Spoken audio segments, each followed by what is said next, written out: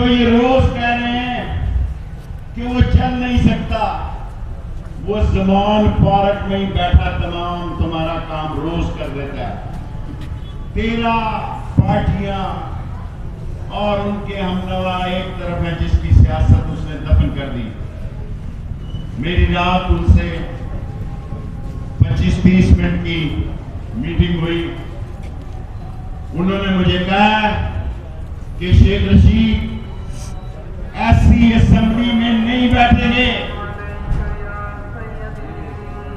جہاں چور ڈاکو اور لٹیرے بیٹھے ہیں. اس اسمبلی کو تحلیل کریں گے. اگر یہ اسمبلیاں تحلیل نہ ہوئی تو اپنے ممبروں کو اسمبلیوں سے واپس بلائیں گے.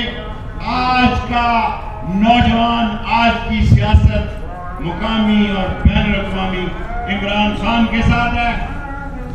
اور اذان کا وقت ہے، میں اسی پر آپ کو ریلی کی اجازت دیتا ہوں اور دعا کریں اللہ ان چوروں ڈاکوؤں لٹیروں سے نجات دلائے.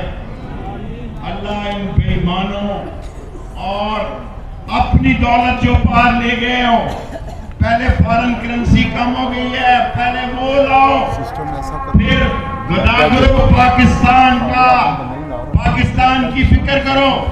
اور میں آخری بات کہتا ہوں کہ انشاءاللہ الیکشن ہوں گے، الیکشن ہو کے رہیں گے اور عوامی مسلم لیگ عمران خان کے ساتھ مل کر اس پنڈی میں الیکشن لڑے گی.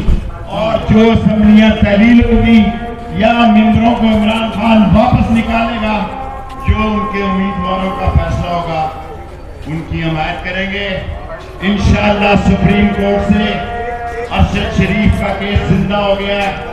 انشاءاللہ نیب کے کیسز میں سپریم کورٹ میں مدد ملے گی اور قانون جیتے گا. اور میں نے رٹ کی ہے کہ اوورسیز پاکستانیوں کا ووٹ کا حق دیا جائے.